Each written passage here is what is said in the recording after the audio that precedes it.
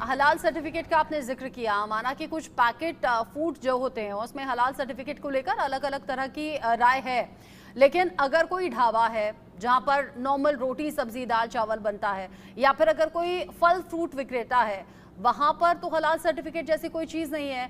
Suppose अगर संजय ने आरिफ से फल खरीद लिए या फिर खाना खरीद लिया, ढाबे से खाना खा लिया, तो इसमें यात्रा पर कोई असर होगा क्या?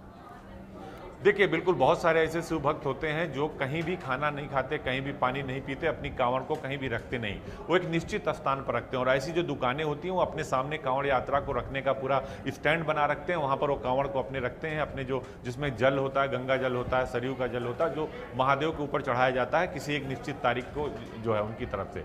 वो अगर उनको कई बार उनको ये होता है कि नहीं भाई ये जो है इनकी पहले तो मीट की दुकान थी या ये हलाल करके यहाँ सामान बेचते हैं, अभी इन्होंने हाल में ही मान लीजिए कांवड़ यात्रियों के लिए दुकान लगा दी, तो वहां पर वो गुरेज करते हैं, परहेज करते हैं। और इसको लेकर कई बार बवाल भी हो चुका है। हिंदू जागरण मंच पहुंच जाता है, हिंदू महासभा पहुंच जाता है, बीजेपी के लोग, बजरंग दल के लोग सबसे ज्यादा विरोध करते हैं। तो कुछ लोग ऐसे होते हैं, लेकिन कुछ लोग ऐसे भी होते हैं जिन पर इस बात का फर्क नहीं पड़ता कि कौन दुकानदार है और क्या सामान बेच रहा है। वो गए, अपना पैसा दिया, सामान लिया और आगे बढ़ गए। तो दो तरह की चीजें होती हैं, दो तरह की बातें निकलकर सामने आती हैं। तो उसको लेकर मुख्यमंत्री की तरफ से बिल्कुल क्लियर कट मैसेज और ये आदेश जारी कर दिया गया। डीजीपी और मुख्य गृह दीपक कुमार और प्रशांत कुमार को भी कहा गया कि आप बिल्कुल सुनिश्चित करिए, उन जिलों के डीएम और एसएसपी से बात करिए जहां से कांवड़ यात्रा यानी शिव भक्त गुजरते हैं, वहां पर आपको बिल्कुल क्लियर लाइन लेनी होगी। और वहां पर अगर कोई दूसरे समुदाय का व्यक्ति है, हिंदू ही है, उसको अपना नेम प्लेट, अगर मैं अजीत सिंह हूं तो मुझे भी अपने नेम प्लेट अपनी दुकान के सामने अजीत सिंह लिखना होगा। अगर कोई निसार खान है तो उसे भी लिखना होगा, कोई राम सिंह है तो उसे भी लिखना होगा, कोई अब्दुल होगा तो उसे भी लिखना होगा। सबको अपनी दुकान के सामने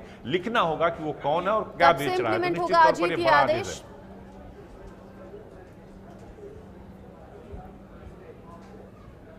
अजीत, ये आदेश इंप्लीमेंट कब से होना है? क्या आज से, अभी से?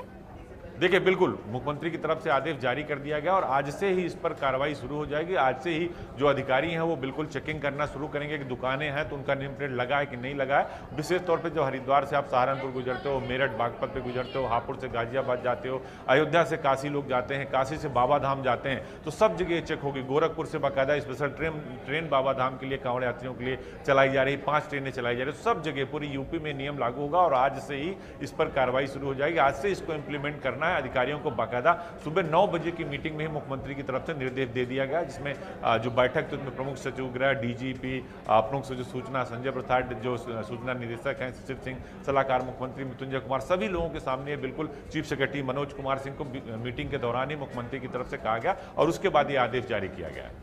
अब ये आदेश जारी कर दिया गया है, पूरे यूपी में इसे इंप्लीमेंट करने की तैयारी है। आज से, अभी से इसे व्यवस्था में लाया जाएगा।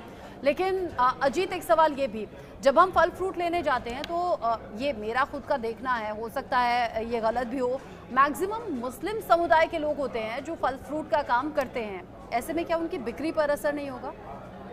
देखिए, बिल्कुल बिक्री पर असर भी होगा और कई जगह बिक्री बढ़ेगी भी।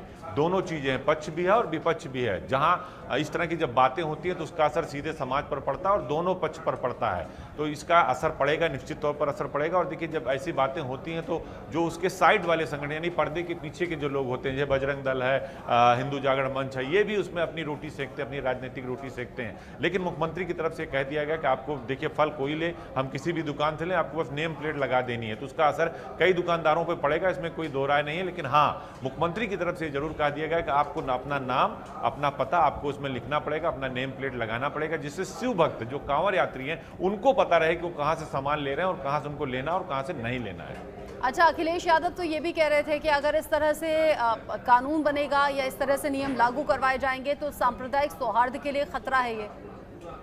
देखिए, बिल्कुल अखिलेश यादव विपक्ष के नेता हैं और वो उनका काम है सवाल खड़े करना सरकार पर, और अच्छे लोकतंत्र की पहचान भी है कि सरकार को पर सवाल खड़े करना। लेकिन अखिलेश यादव को भी इस बारे में सोचना चाहिए। इसीलिए बार बार योगी आदित्यनाथ कहते हैं कि जब कांवड़ यात्रा निकलते थे तो ये रोड ब्लॉक कर देते थे, जब ईद की नमाज होती थी तो सड़क को ब्लॉक कर देते थे, तो अभी सड़कों पर नमाज नहीं पढ़ी जा रही है। कांवड़ यात्रा का निश्चित रूट है, मुहर्रम का निश्चित रूट है, कोई कानून अपने हाथ में नहीं ले सकता। तो अखिलेश यादव सवाल उठाएंगे, विपक्ष सवाल उठाएगा, लेकिन योगी आदित्यनाथ पर इसका कोई फर्क नहीं पड़ता, क्योंकि उनकी जो हार्ड लाइन है, हार्ड हिंदुत्व की लाइन है, जो कोर हिंदुत्व की लाइन है, उस पर वो अडिग है और उस पर वो कायम हो, चाहे ईद की बात हो, चाहे मुहर्रम की बात हो, चाहे होली दिवाली की बात हो, या फिर अभी शिव भक्तों की बात हो। उनके तरफ से निश्चित तौर पर आदेश दिया जाता है और कहा जाता है कि कानून को अपने हाथ में लेने की इजाजत उत्तर प्रदेश में किसी को नहीं है और इसको लेकर कार्रवाई भी की जाती है, गैंगस्टर एक्ट सीधे लगाया जाता है। तो निश्चित तौर पर आप मानकर चलिए कि योगी आदित्यनाथ का यह आदेश आज से लागू हो जाएगा। इस पर बहुत सारे रिएक्शन, विपक्ष की प्रतिक्रिया भी आएगी, इस पर सवाल भी खड़े होंगे, लेकिन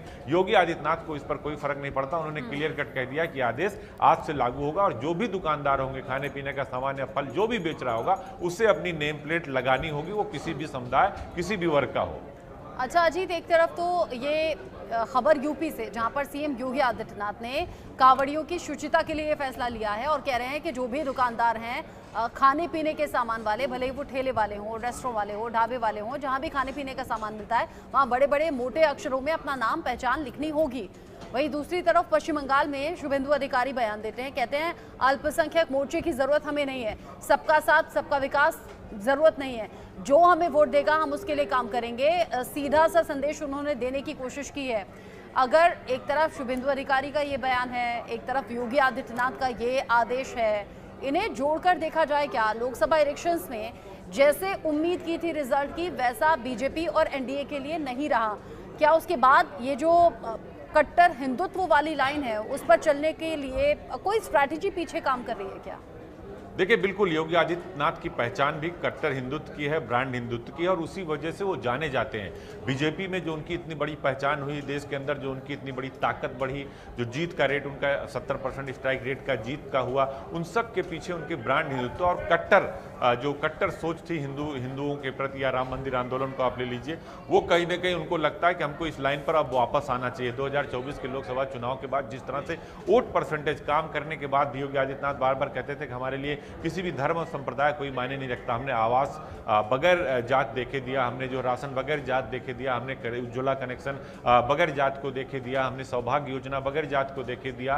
तो ये कहीं ना कहीं अब बीजेपी अपने पुराने जो ट्रैक पर है उस पर वापस आ रही है और बीजेपी को लगता है कि हमारा जो वोट बैंक है प्योर हिंदू वाला, उस लाइन पर हमको चलना चाहिए। हालांकि जो उत्तर प्रदेश में 10 उपचुनाव होने जा रहे हैं उसमें बीजेपी की रणनीति है कि 2 कैंडिडेट, एक कुंदरकी यानी बिजनौर के आसपास की जो सीट है और एक जहां से वासित अली पश्चिमी उत्तर प्रदेश से, 2 मुस्लिम कैंडिडेटों को उतारने की जो तैयारी है बीजेपी कर रही है। लेकिन दूसरी तरफ वो अब इस बात पर आ गई कि उन्हें अपनी जो हार्ड लाइन है, जो उनका एजेंडा है, आपने देखा होगा कि जब बीजेपी की विकास बुकलेट जारी होती है तो उसके प्रथम पृष्ठ पे उत्तर प्रदेश में रामलला विराजमान की तस्वीर होती है और बीजेपी और मुख्यमंत्री खुलकर ये बार बार कहते हैं कि हमारे एजेंडे में राम मंदिर था, हमारे एजेंडे में हमारे आराध्य रहेंगे और हम पीछे हटने वाले नहीं है। कई बार मुख्यमंत्री को जब चुनाव आयोग ने बैन किया था उत्तर प्रदेश के चुनाव में तो उन्होंने कहा था कि मुझे मेरे आराध्य की पूजा करने से कोई नहीं रोक सकता। तो अब योगी आदित्यनाथ अपने पुराने जो रूट था, यानी जो पुराना जो उनका ट्रैक रिकॉर्ड था, जो चाहते थे, जिनको लोग जो पब्लिक है जिस रूप में योगी आदित्यनाथ को देखना चाहती थी, अब वो धीरे धीरे जो उनकी हार्ड लाइन है वो एक बार फिर उभर कर सामने आ रही है और मुझे लगता है कि योगी आदित्यनाथ इसीलिए जाने जाते हैं। अच्छा, जब लोकसभा इलेक्शंस में मन मुताबिक रिजल्ट नहीं आए तो हार की समीक्षा भी हुई है, कई बड़ी बैठकें भी हुई हैं और वो अलग अलग राज्यों से लेकर दिल्ली तक हुई हैं, यानी कि केंद्र तक हुई हैं। क्या समीक्षा में ये कारण भी साफ हुआ है कि सबको साथ लेकर चलना या सबके विकास की बात करना ये नुकसान बीजेपी को कर गया और हिंदुत्व के रास्ते पर ही चलते हुए फायदा होगा? क्या ये भी एक गियर चेंज होने जैसा देखा जा रहा है? देखिए, बिल्कुल 2014 में देश में जब प्रधानमंत्री नरेंद्र मोदी बने थे और बीजेपी की सरकार पूर्ण बहुमत से आई थी तो उस वक्त भी हिंदुत्व ही जो सबसे बड़ी लाइन थी नरेंद्र मोदी के पीछे खड़ी थी, वो ब्रांड हिंदुत्व की ही थी और उसी वजह से सरकार आई थी। 2019 में भी सरकार इसी आधार पर आई। लेकिन इस बार जो जाति समीकरण बदला, जो संविधान बचाओ आरक्षण खत्म करने के मुद्दे को जो कांग्रेस और समाजवादी पार्टी ने जिस तरह से गेन किया और निचले पायदान तक पहुंचाने की कोशिश की और उसमें कामयाब भी रहे चौथे चरण के बाद, तो बीजेपी को लगता है कि उन्हें अपनी हार्ड लाइन को बिल्कुल क्लियर रखना चाहिए। उन्हें होली हो, दिवाली हो या फिर कांवड़ यात्रा हो, इसको खुलकर खेलना चाहिए, खुलकर बैटिंग करनी चाहिए और इस बात का अब योगी आदित्यनाथ को भी फर्क नहीं पड़ता। उन्होंने ये सोच लिया कि हमें जो करना है अपने ब्रांड हिंदुत्व के लिए, अपनी जो कट्टर हिंदुत्व की लाइन है, हम उसी पर रहेंगे और शायद ये आदेश सबके लिए नजीर भी है कि योगी आदित्यनाथ को कोई फर्क नहीं पड़ता अखिलेश यादव क्या ट्वीट कर रहे हैं, चंद्रशेखर आजाद क्या ट्वीट कर रहे हैं, दिग्विजय सिंह क्या ट्वीट कर रहे हैं, कांग्रेस या समाजवादी पार्टी कौन से सवाल खड़े करे, इसका कोई फर्क योगी आदित्यनाथ पर नहीं पड़ता। ये बात तो उन्होंने है, दो सीएम योगी आदित्यनाथ जो फैसला कर लेते हैं, जो ठान लेते हैं, फिर उससे डिगते नहीं है, पीछे हटते नहीं है। अच्छा, चूंकि अभी तो कांवड़ यात्रा की बात आ रही है, आगे आगे चूंकि अब जुलाई चल रहा है, फिर अगस्त सितंबर, मतलब फेस्टिवल सीजन की शुरुआत यहीं से हो जाएगी। ऐसे में क्या कुछ और बड़े फैसले आने वाले दिनों में हम देखेंगे, क्योंकि सभी हिंदू फेस्टिवल्स होंगे? देखिए बिल्कुल, वो चाहे 22 तारीख से सावन का सोमवार शुरू हो रहा है उसकी बात हो, जब शिव भक्तों पर हेलीकॉप्टर से पुष्प वर्षा होगी, उनके रूट क्लियर किए जाएंगे। खुद उत्तर प्रदेश सरकार के डीजीपी, प्रमुख सचिव गृह, बड़े बड़े नेता, बड़े बड़े अफसर खुद उनको भोजन खिलाते आपको नजर आएंगे, उनके जुलूस में आगे आगे चलते हुए नजर आएंगे। इसके बाद रक्षाबंधन का त्यौहार आएगा, इसके बाद दीपावली का त्यौहार आएगा, दीपोत्सव का आएगा। तो जो त्यौहार आ रहे हैं उसको लेकर अब देखिए, इसकी शुरुआत जो है वो सावन से हो चुकी है। इस बात से आप अब अंदाजा आप लगा सकते हैं कि आगे बीजेपी या उत्तर प्रदेश के मुख्यमंत्री योगी आदित्यनाथ क्या करने वाले हैं, क्योंकि उन्होंने पहले ही कई बार ये बयान दे चुका कि हम भाई ईद नहीं मनाएंगे, हम चित्रकूट के घाट पे जाके कीर्तन कर लेंगे, हमको अली नहीं, हमको बजरंग बली चाहिए। इस तरह के जो बयान जो मुख्यमंत्री योगी आदित्यनाथ जिसके लिए जाने जाते थे, इधर बीच उन्होंने खुलकर कुछ नहीं बोला, चूंकि संवैधानिक पद पर है तो उसकी वो मर्यादा रखते थे। लेकिन अब एक बार फिर उनकी वो जो प्रतिभा है, जो उनकी छवि है, वो उभर कर सामने आ रही है और अगले 2-3 महीने में आपको कई सारे बड़े आदेश देखने को मिलेंगे। आने वाले कुछ दिन में जब हिंदू फेस्टिवल्स की शुरुआत हो जाएगी, हो सकता है कुछ और ऐसे बड़े फैसले हों। अभी इस फैसले को लेकर चर्चा चारों तरफ है, विपक्ष इस पर कटाक्ष कर रहा है, तंज कर रहा है। अखिलेश यादव तो ये भी कह रहे हैं कि ये लोगों को धर्म के नाम पर बांटने की कोशिश है और इसके परिणाम बेहतर नहीं होने वाले हैं, सांप्रदायिक सौहार्द को खतरा इससे हो सकता है। उधर सीएम योगी आदित्यनाथ है, कल तक खबर सामने आई थी कि मुजफ्फरनगर में इस फैसले को इम्प्लीमेंट किया जाएगा, जहाँ पर खाने पीने की चीज़ें, चाहे वो फल फ्रूट हैं, खाने का ढाबा है, यहाँ जाने यानी कि जहाँ पर रोटी सब्जी दाल चावल ये सब कुछ मिलता है वहाँ भी, और जहाँ पर पैकेट फूड है वहाँ पर भी अपना नाम बड़े बड़े अक्षरों में लिखना होगा। अच्छा, सिर्फ खाने पीने की चीज़ों तक ही सीमित है ना अजीत, या इसके अलावा बाकी कपड़े या ज़रूरत का सामान भी कई बार कांवड़िए खरीदते हैं, क्या वहाँ भी नाम लिखना होगा? कांवर के रूट पर दुकानें होंगी, उनको सबको अपना नेम प्लेट रखना होगा, वो चाहे खाने पीने का सामान बेच रहे हो या कुछ और बेच रहे हो, या फिर वो भगवा झंडे बेच रहे हो, भगवान शिव से जुड़ी तस्वीरें बेच रहे हो।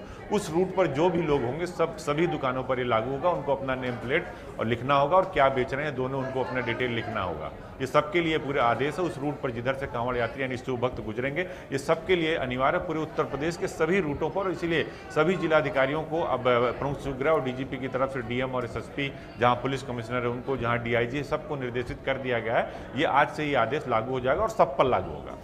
कांवड़ यात्रा के बाद वो नेम प्लेट हटानी होगी, क्या हटा सकते हैं अजीत?